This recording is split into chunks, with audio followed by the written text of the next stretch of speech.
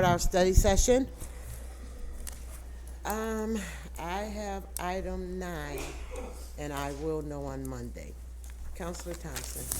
Thank you, Madam President. I have items 10 and 11.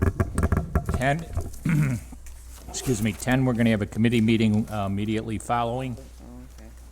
And 11, if there's anybody from the police.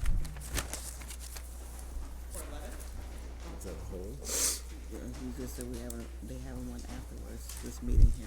Hi, Ruth Neef from Communications and Marketing Department. Item 11 is for the city to be able to enter a contract with Hootsuite. It's a social media management software that allows us to publish, monitor, and report on social media across the city. We have about 19 channels that are being monitored and published to by 4 departments. And we need to stay in New York State compliance by making sure that we monitor everything that's going out, control it in one place. So, Ruthie, question for you. So, who is going to be monitoring all 19 channels? So according to New York State guidelines, every city should have one administrator. That administrator would be me. We have 4 liaisons, 1 in police, 1 in fire, 1 in Parks and Rec, myself, and we have a few other smaller initiatives that have pages. They've all asked for permission. They meet with me quarterly. They all have social media guidelines that they agree to adhere to that are within New York State guidelines.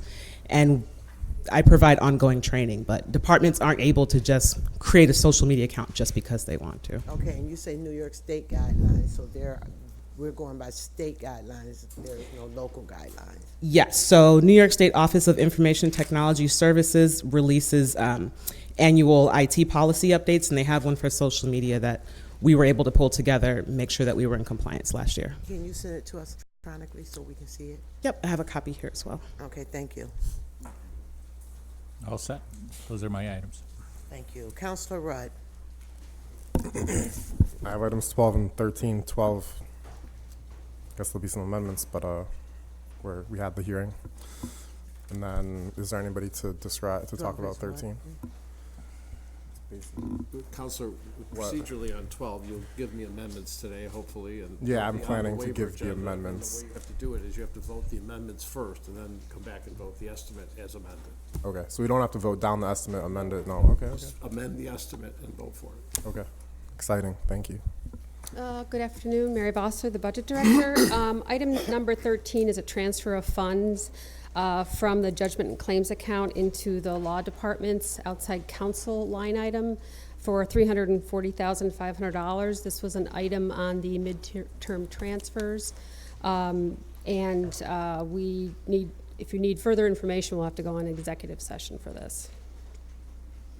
Okay, so and the rest of the transfers that were originally? We are still working on finding other expenditure lines to move that money.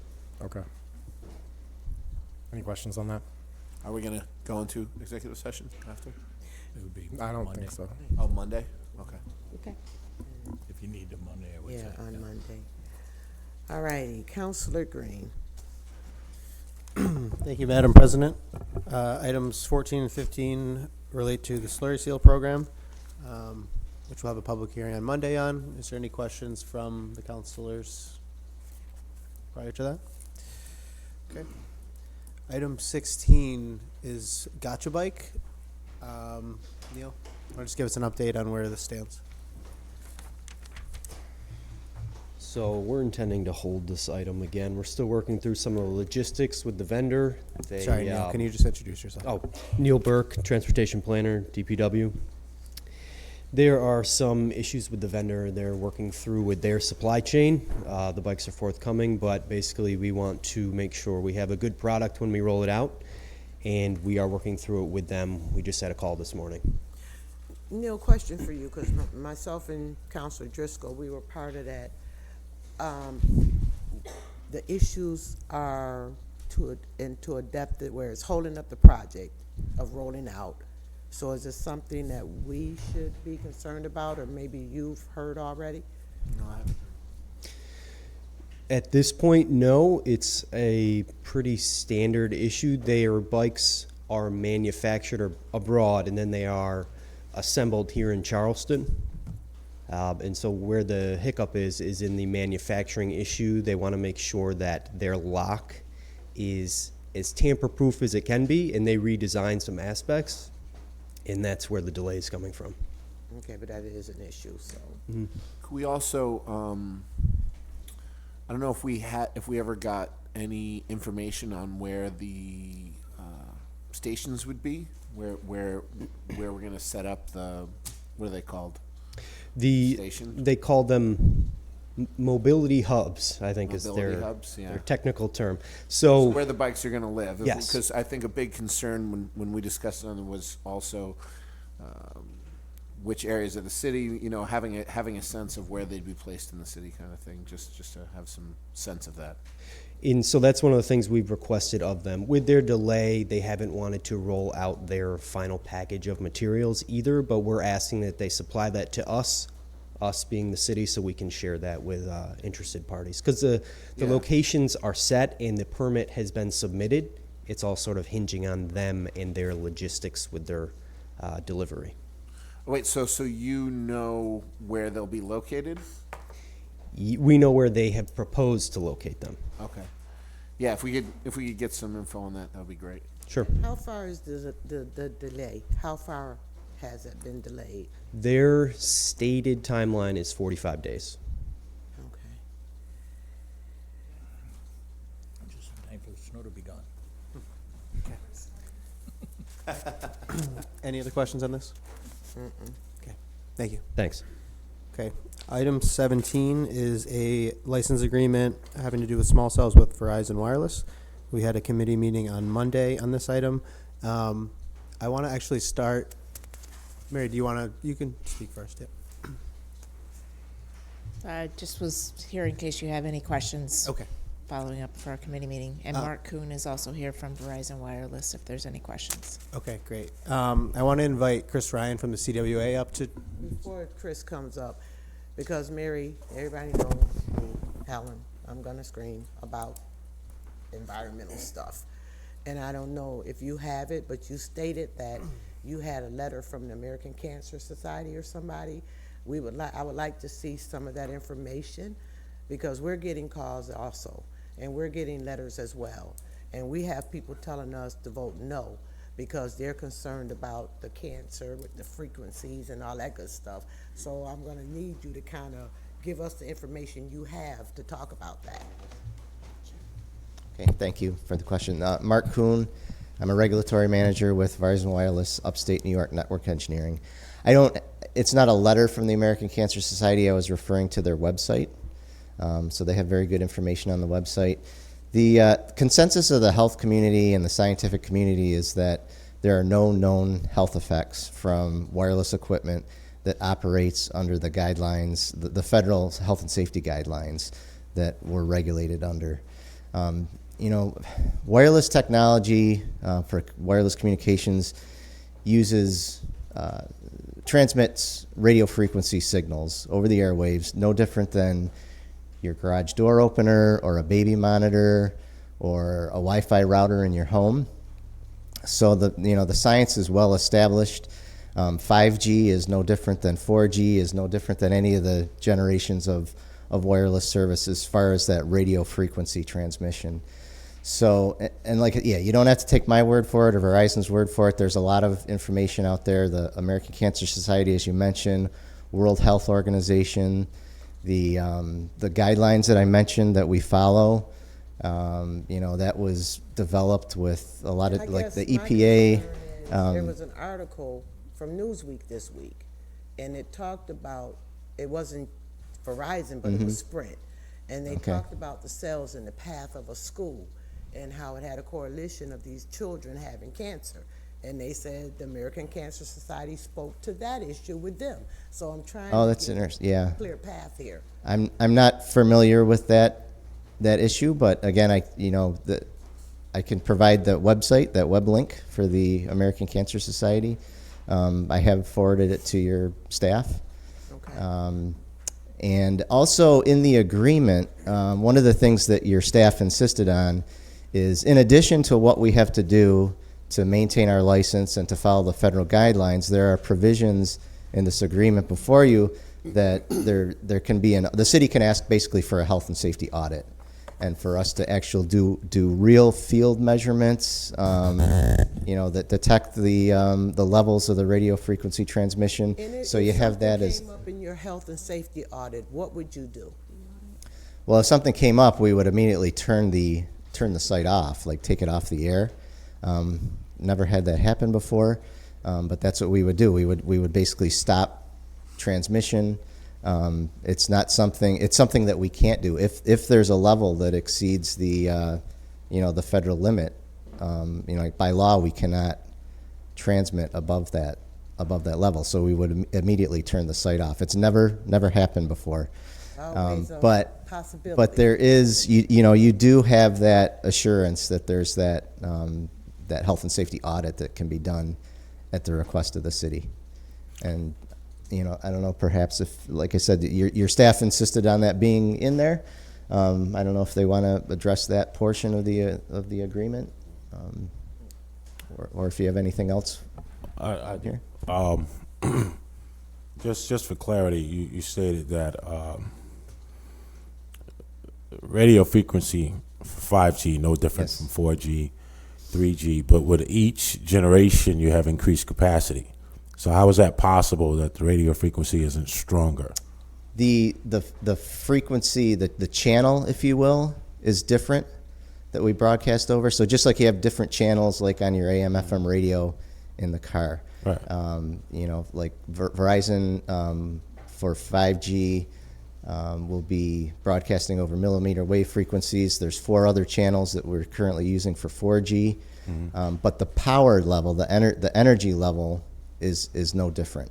It's just another channel, but the power or the energy behind transmitting that signal is no different, regardless of the generation of Okay. the technology. That makes sense. Let me ask you this, and this is just for clarity. I think a health audit makes sense, to be quite honest.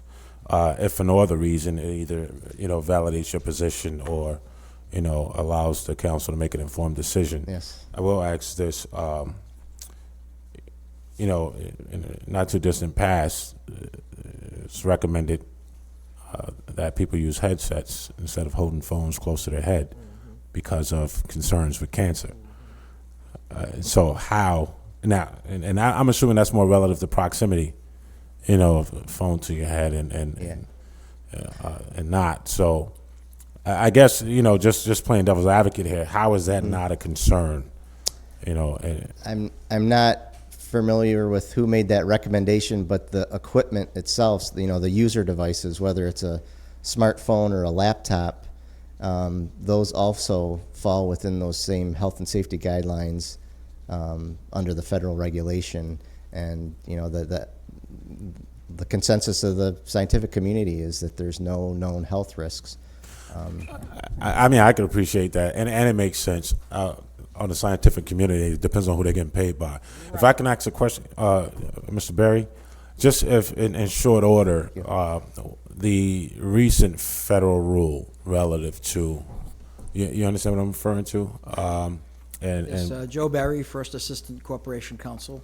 In Yes, sir. January, the Federal Communications Commission enacted an order applicable to small wireless facilities to basically regulate on a national level how municipalities deal with allowing these facilities within the right-of-way. So we have to comply with the order in terms of fees and how we go about reviewing the applications. We do have discretion over safety issues and aesthetic concerns. The city engineer has promulgated aesthetic guidelines, which are on the city website, and Verizon has agreed to comply with them. And we believe the fees, meet our needs. It's all we can do under the FCC order, but the bigger picture is not so much the revenue, but the city administration believes there's a larger economic development purpose in advancing with 5G citywide. My last question, so just for clarity, if I heard you right, so let's use a special permit, for example. Special permit, unless it's proven that there's some kind of health risk or something to that effect, it can't be voted down.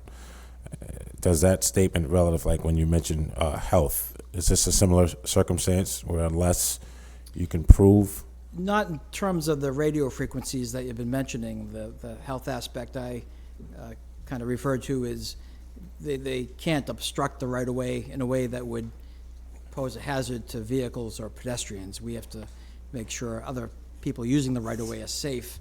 But the radio frequency issue is governed by the Federal Communications Commission. They set the standards. It's a nationwide standard, and Verizon has to comply with those. We've added the added protection, as Mr. Kuhn mentioned, of doing an audit. We have the ability both as the city to do testing and to require Verizon to do testing. And if Verizon shows through these tests that they're out of compliance, under this agreement, they have to come into compliance within 30 days. And just one more quickie. So if this body here decided to say no, what would happen? Well, the Verizon would still have the ability under the FCC order to come in with separate permit applications, which would really not be the most efficient way for the city or Verizon to deal with this process. I didn't hear that. They would still have the ability to do what exactly? To submit applications for specific pole locations for permits, subject to our review, to the extent FCC allows us to review. But if they meet the criteria set forth by the FCC, at the end of the day, we cannot reject those applications. Thank you. Go ahead. Is it fair to say that the concern is not radio frequency, but electromagnetic radiation? My understanding is the radiation is, and I'm not a technical person in this regard, is emanated through the radio frequencies. Okay, are you aware that there are other cities and other countries which have banned 5G small cells from their communities as a result of these health concerns? I'm not aware of any current bans. It would violate the FCC order if it was this after January. I think I would appreciate some formal guidance with respect to the FCC ruling and those other municipalities that have banned it, because it sounds like what you're saying is that's not possible. What I've read is that they have. So I want to see, and given the concerns about health, I think it makes sense to consider that in our ability to be able to stop this. Yes, it would help if you could supply me with some names so I will. can make it. Portland, Oregon, for example. Okay, thank you. I have one question, Council Green. The liability, who does it fall on, Verizon or the city, if something does happen within the health concerns? Well, the agreement provides, Verizon indemnifies the city for any claims that arise under the agreement. Okay. I have another question for Mr. Kuhn, but I don't, if there's other questions for Mr. Berry, that's fine. Mr. Kuhn. You stated that there is a consensus in the scientific community that there are no health or safety risks. Is that what you said? I said no known health or safety risks from equipment that operates within the safety guidelines of the federal government. When you say there's a consensus that there is no health and safety risk, is that accurate, or is what you mean that there has not been a consensus yet on whether there are health and safety risks associated? No, I would still claim that there's been consensus. Could you provide evidence to yes, that? and the easiest place, like I said, that the American Cancer Society. My guess is website. what they're going to say is that there hasn't been testing done, not that there's a consensus among scientists that there is no risk. So if you I'd have encourage evidence you to look into for what that, you yeah. claimed, I'd like you to provide that to Very us. good. Will do. Chris? Thank you. Thank you. Just introduce yourself. Good afternoon. Name is Christopher Ryan. 2 minutes. All right, two. President of CWA Local 1123 here in Syracuse. President Council Hudson, thank you for your time. Chairman Green, I appreciate the opportunity. I just want to say quickly, CWA Local 1123 represents close to 700 members, hardworking men and women at Verizon Communications. So when I come here, and it's important to note that I am not necessarily here to speak against inherently what Verizon is doing, Verizon Wireless. Simply say, I want to also say that we are ready, willing, and able to be partners in emerging technology. However, the cooperation always isn't, there isn't much reciprocity with Verizon Wireless's willingness to include anybody from the union in any way, shape, or form with its emerging technology. So I do want to say that although the rules determine, right, that the approval timelines and fees that they charge for cell deployment, those are pretty set, right? But the city can add other provisions to the master license agreement. So I'm here with a few suggestions as you consider for Monday's session. I would suggest with transparency and subcontracting, because we don't know, because wireless has never let us know who the subcontractors are, when they'll be doing it, who's going to be doing it, how they're going to get paid. So I would suggest that the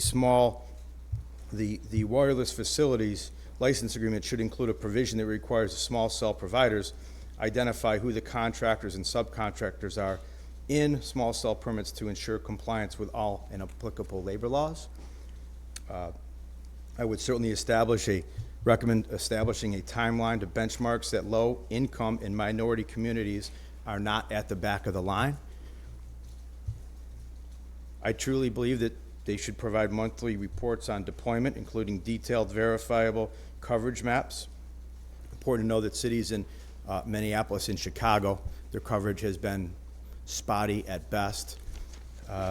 Regarding labor standards, I would suggest that all small cell wireless facilities master license agreement should include labor standards that apply to the small cell provider, small cell infrastructure company, and all contractors and subcontractors. It's important to know that when we were doing the FiOS build, a lot of the underground contractors were brought in from out of state. They were paid extremely low wages, and in certain circumstances, they were undocumented workers.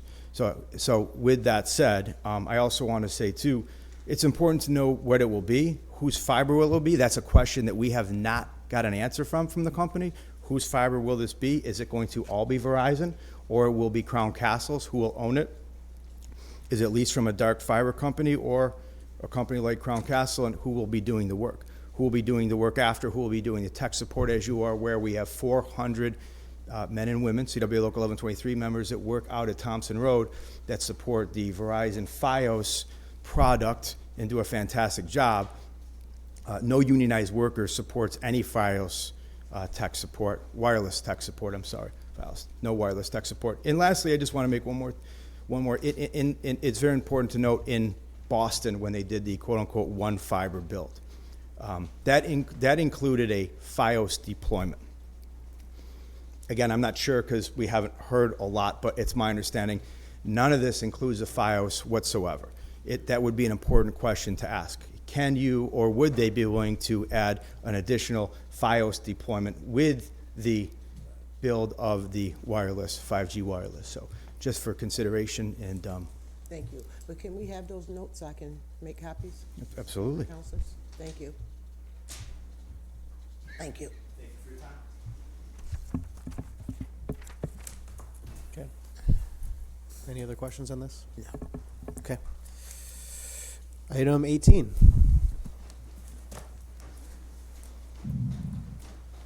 He's calling it. Neil Burke, Transportation Planner with DPW. Item 18 is a donation of bike racks from Adapt CNY. So what this encompasses is 10 bike racks that will be deployed in the city right away and in parks. We've reached out to the Parks Department. We have been evaluating locations where these could be installed, and what this is intended to do is roll out in tandem with the bike share operation, but provide citizens with their own bikes a place to park them. This is meant to help grow bike culture and sort of be an additional benefit that goes along with the bike share system.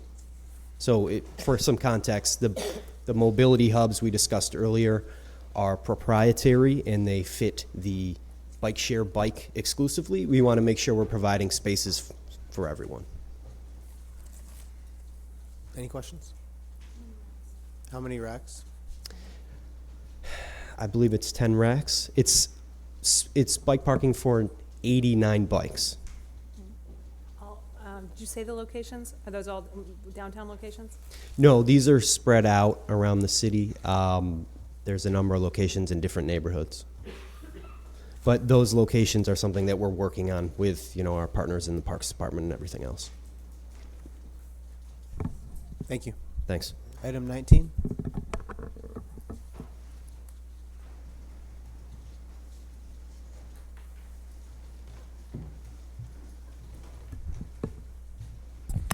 Good afternoon, councilors. Corey Dunham, Chief Operating Officer for the City of Syracuse. This is an agreement with Rothschild Development for parking in the Madison Urban Parking Garage. Any questions? I see it's 10 years. How many spots? How many spots?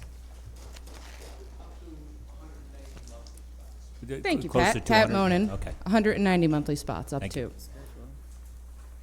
Are they at full value? So the rates for the monthly parking permits is included, and we have found them to be competitive with the other parking facilities in the area.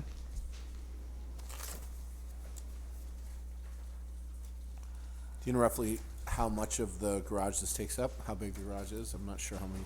Pat, you win. You should have been the one to come up here. Asked how many are in the garage in total? Of the total garage. Come on up, Pat. Come You can join us, Pat. be on YouTube. Come on down. Hey, That's my recollection. There's 543 spots in the garage. This would utilize 190 of them. Sorry. No, that's okay. One more This is time. Pat Monin. So that, if you could just repeat one time, you said it was 590? There's 543 spots in the garage, and this would facilitate 190 of them. Okay. Are the other 300 being utilized, or 250? Yes, they are. The garage currently has a daily capacity of around 72%. Okay. There's a lot of transient parking in that garage. There's quite a bit of back and forth because a lot of them are patients that come in for treatment at the medical facility. Great. All set? All set. Thank you. Thank you. All right, items 20, 21, 22 are the Onondaga Park Hiawatha Wall. Councilor Lovejoy, do you want to go ahead? Oh, no, yeah. Okay. I think this item's going to be ready if there's not any other questions on it. Can we just get an explanation of the total funding? Because I'm still a little confused as to the history. Like, there was a grant, there was a state grant. Where total money in, total money spent to date, total new money to go. How does it work? Mary Robison, city engineer. This is if you look in your book, there's a breakdown of the funding. I believe it involves 2 grants for a total of $561,377, and that's a DASNY grant for $150,000, and the remaining money, $400 and some thousand, is a New York State Parks and Historic Preservation grant. Then there's the $300,000 abstract, and then local funds consist of 5 different local capital accounts in the amount of $855,000. So the total is 1.716, 337,000. To date, approximately 300 and some thousand have been spent on the wall repairs to date. So roughly 1.4 million. This project will be roughly 1.4 million to complete all the necessary repairs on that wall.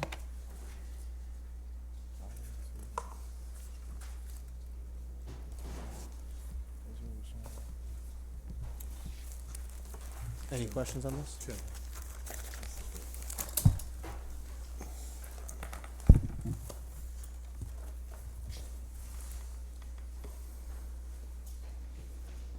But even, So that page you're But looking even- at right there is the breakdown of the local capital accounts.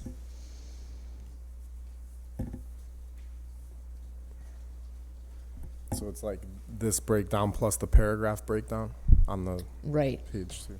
But for the bond, the existing capital accounts have been established, so the new bond is in the amount of $861,337.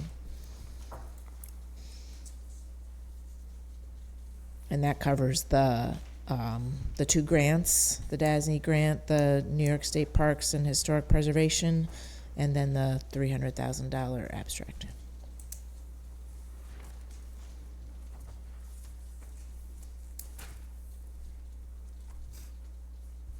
The DASNY grant's how much? 150? So there's no $750,000 grant, right, for anything? No, the Parks one is 451 or something like that. Okay, I'll look at it and add it up myself where I can have it on one sheet of paper. But thank you. Thank you. Thank you. Item 23. Item 23 is amendment to contract with, or agreement with Barton and LaJudas for the Tallman Street Bridge over Onondaga Creek Bridge, to add the construction inspection phase for a cost not to exceed $116,000, so their total agreement will not exceed $238,000. We're getting ready to go out to bid. This project will start construction this summer. It's a deck replacement. And it's 95% reimbursable. Over Tallman? Tallman, yes. What did we just do on Tallman last year? They're doing it now. No, but I'm The talking creek about walk. last year, year before. What did we do on Tallman? I don't know. Is there road That was the recon? one time Rich Pachowski gave me a high five on that one. You remember that one? I'm not recalling any. Do we know if we, Or was it just road work? might have been just been road work. I'm not sure. I don't recall engineering being involved in a project there. Any other questions on that? Nope, I think we're good. 24 is a citywide permission to TVC Albany, Inc., which is, we call them First Light Fiber. They want to install fiber underground and aerially in various locations through the city. So I know over the past few years, I've been coming to you on a project-by-project basis for these underground and above-ground fiber installations. They have various projects in mind, so we're similar to what we did in the 1990s and early 2000s. We're requesting a citywide permission. They'd have to come to us for each underground project and get the associated permit. The provisions in this agreement are very similar to the revocable permissions that I've been coming to you for on an individual basis. So, of course, I have questions. So, just connecting the two, may not even be anything, but would this fiber actually constitute to run for Verizon? I don't know who their clients are. You said no. We discussed this at the committee meeting, if you remember, on Monday. Yeah. It wouldn't connect to this fiber at all. Well, I'm not. Sorry, you gotta come up. To the podium. Mark Kuhn again with Verizon Wireless. The projects that we're contemplating now, all the fiber for those cell sites would be provided by Verizon New York Inc., the incumbent phone company. So I think it's a coincidence that you have. I'm not saying that maybe in the future we wouldn't use was it First Light? First Light as a vendor, but everything that we have contemplated now would the fiber would be provided by the incumbent Verizon phone company. Okay. Any other questions on this item? Thank you. Thank you. Can I just go back in time to the wall? So I get it, the 855 plus 861. The 855 on that's in the grid, those are all city funds. They're all city capital funds. Yes, the 855 are all local capital funds. So this is like 1415 means the council authorized 125,000 worth of work in the 1415 budget. Then we authorized 100,000 worth of work in the 1617 work. Then we authorized 300,000. 16, Yes. so on. So we've only spent 300,000 out of all this that's been authorized? Roughly, I could look up the exact number, but I know our project is roughly 1.4. And then we list our county abstract, 300,000, like it's a outside source. Is that kind of the deal? Correct. Okay. Thank you. Thank you. Okay. Thank you, Madam President. Councilor Carney. Thank you, Madam President. I have items 25 through 30. Good afternoon, Julie LaFave, Commissioner of Parks and Recreation. Item number 25 and 26 are both to accept donations. The first being to plant a tree and memorial plaque in Passes Arboretum. Do you have any questions on that? No? Item number 26 is the Mountain Goat Foundation has requested to put a memorial brick pathway leading to the goat statue that they would like to install next year but begin sales this year. Anybody got any problems with them giving us a brick pathway? Okay. Item number 27 is to enter into agreement with Onondaga Earth Corps for youth pruning of 1,500 trees. Part of a previous authorized grant, we're just amending it, the agreement with them. Anybody got any issues with hiring kids in the city? Call that one ready.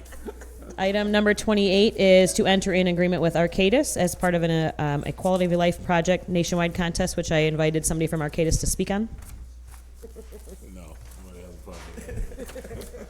Good afternoon. My name is John Perriello. I'm a vice president with Arcadis here in Syracuse. And just a little bit about this project. Arcadis is a global environmental engineering company. We have a large office here, a couple blocks down the street. And we have an annual contest, pro bono contest, where we can submit on a project to make a difference in the community that we live and work in. And early on, we decided to submit something for the city. So we got our thoughts together and said, okay, let's approach the city and see if we can make a difference in the community. So one of the items we looked at was a community input study done for Berry Park, which identified some real needs for the field house there. So we wanted to identify a project that was manageable, but yet could touch a lot of the stakeholders and make a real positive impact in the community. So that's essentially the project we identified that we brought to the city. I've got an information handout, President and Councilors. Thank you. But essentially, the Berry Park Fieldhouse needs a facelift. It needs ADA compliant bathrooms, some additional community enhancements so they could be used more effectively with the community, with the folks that use the park. But more than just upgrading the Berry Park Fieldhouse, we really want to collaborate with school district students and SUNY ESF. We've reached out to them to really work as partners on this with the city, to have them mentor and shadow and work all the way through design and construction of this project. So that's pretty much an overview of the project. No one's got a problem with it? All right, I'm going to call it ready. I just want to say thank you for moving your headquarters downtown. I know you were out of the city for a while, and we appreciate that you moved your operations downtown. You're welcome. And we love being here, and we just want to have an opportunity to give back. Thank you. So, wait, could I ask a few questions about the project? So when are you imagining, what stage are we at in the project right now, and when do you imagine it coming into effect? Yes, we've pretty much identified it and laid it all out. We obviously need to enter into an agreement with the city so we have proper insurance in place to be able to work. Obviously, there'd be zero compensation, but we still need to get that in place, and we're ready to start working right away. Okay, so we'd like to get it underway and completed this calendar year, if at all possible. Okay, great. So you'd imagine, I'm imagining starting relatively soon then to get it in while the warm weather is still here. Correct, and we've already talked to our partners at the school district and the college to see if there are, it's getting to the end of the school year, but there's summer programs, and we can still engage some students. Okay. That'd be interested. Great. Would there be a way that we could, just merely out of curiosity, I'd love to see what you plan on doing and that kind of stuff. Could we either set up a tour of some sort, or get the info sent to us? Absolutely. The brochure I handed out gives you a little it's all in detail of the specifics. Great. But as we progress the design, we would obviously work hand in hand with the city and Great. make that information available. Sounds exciting. Thank you. Okay. They provided a PowerPoint as well of the overview of this, which I can forward to everybody as well. And item number 29 is to amend an ordinance so that so the city is actually doing the labor of this job and purchasing the materials. So item number 29 is to amend so that we can be ready for this project. So is the full amount going to be just used for the field house, or is any more work going to be done at Thorndon as well? Okay, I'm sorry. So there is a second part of it. We are going to be there's a small portion that going to Thorndon, so that we're upgrading the playground surfacing. Okay. And item number 30 is also to amend an ordinance. This is also for the same Thorndon Park project, as well as some Sunnycrest lighting upgrades that are going to be used in conjunction with some. If Lonnie, would you like to speak on this one? We're able to use our money to get a lot of upgrades at Sunnycrest Rink. Anybody got any problems with me improving my district? All right. Okay, you're good. Ready. Okay. Thank you. Good. Joe's got jokes today. All righty, Counselor Allen. Okay, thank you. I have items 31 through 61. Hi. Good afternoon, Counselors. Samantha Lynette with the Innovation Team. Item 31 is to request permission to apply for a grant with the Community Foundation. The grant is in conjunction with one of our Startup and Residence projects to create a crowdfunding platform to help fund emergency housing expenses. The money would be used to help partner with Catholic Charities to administer the fund. Can you go into a little detail just to explain if you guys are awarded with this grant, actually like how you would roll it out and then how it would benefit the community? Yeah, so we're in the process of developing the program still. We're working with a startup company called Veet Labs to develop a mobile application.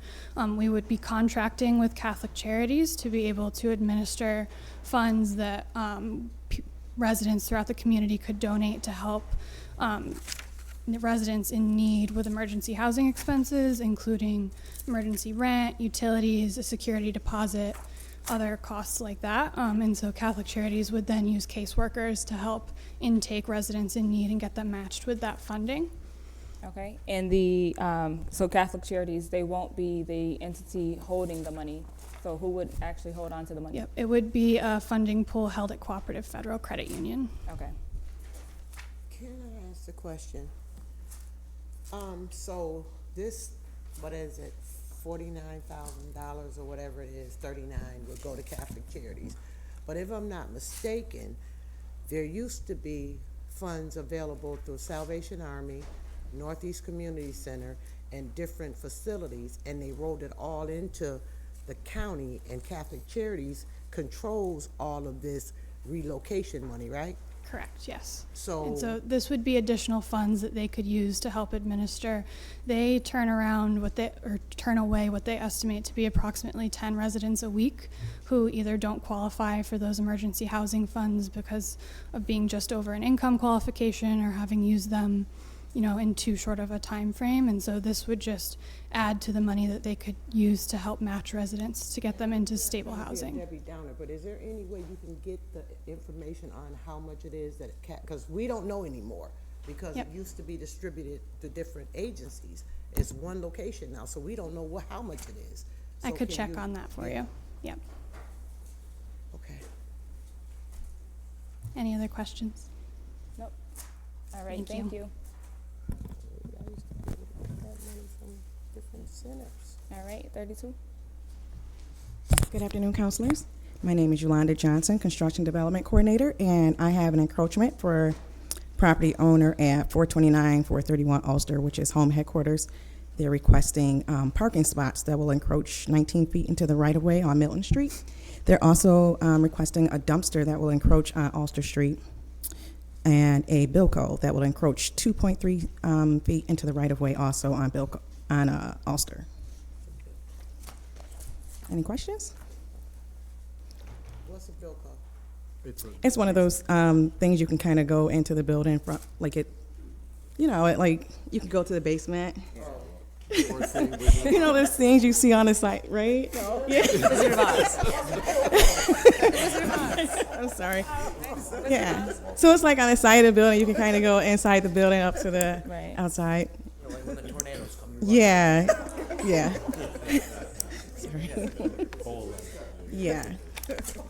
Carney's got a bomb shelter. I was trying to see if you can see it in the image, but I don't think you can. Yeah, it's kind of hard to see in Yeah. the photo, but I could send you a picture so you can kind of see what it is. Once you see it, you'll be like, okay, I know what it is, because I did the same thing. And have they spoken to the neighbors there? I do believe they have attended some of the TNT meetings, but I will double check to make sure. Okay, not just attend, I mean, send that home headquarters is gone and hit the neighborhoods to let people know. Let me double check. Okay, please. Right. Okay. All set. Thank you. All right. Thank you. Okay. All right. 33. Good afternoon, councilors. Heather Lamandola, zoning administrator. Just to clarify, Bilko is a brand name of a type of ingress and egress that's typically you go into a basement. So it's on a slant as Like a storm show, okay. yeah, like a All right. shelter. Got it. Got it. Okay. Special permit. This is for 466 to 468 West Scott Street for a restaurant. Which location is this? Is this This is the old Picasso's. Old Picasso's? I don't know. Wasn't it, so it was a restaurant before, correct, or no? Not legally. They It might have probably- been. They probably should have just not told us, right? They just keep going. Okay, yep. And this is, it's going to be a deli, I heard, correct? It's a restaurant, yes. Okay, thank you. It's called Cure Delicatessen and Provisions LLC. Okay, great, thank you. Yep. Thank you. I'm all set. And you have 34? Yep. So the next one, this is a change of zone petition by Syracuse University for the South Campus. Their property owned on South Campus. And just to let you know, the commission approved it, conditioned that no residential class A1 properties would be included. So the area was decreased, and it is only the residential B properties, which is essentially the already built upon South Campus. Okay. Any questions? I just want to applaud Syracuse University for making those changes in response to the community's outpouring of opposition to the prior proposal. So thanks to the zoning board and thanks to the university for making those changes in response.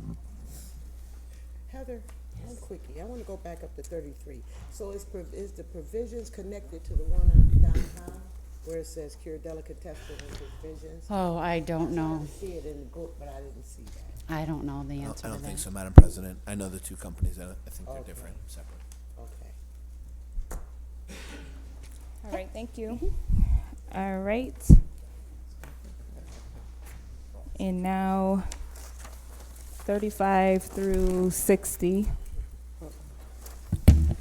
Hello. Afternoon, counselors. Callie Kaku with the Department of Neighborhood and Business Development. Your list is coming around the table. Includes the previously held properties. We have a total of 23 on this agenda. Handful. Can't hear me? Yep. Is that? You can pull it down. Just pull it down a little bit. Thank you. A few owner occupants, some vacant residential structures, some occupied commercial, rental occupied, and a handful of vacant land structures. And I'm happy to go down the list. Okay. All right, we will start at 35. And if you have any questions or anything, you can ask when I get to your number. All right, so 35, I'm all set, and I'm going to hold that. 36. Well, I want to go through these and reach out to people. I'll get back to you on Monday with all of mine. So I'll hold all District 1. Perfect. Same with 2. Same with 2. All right.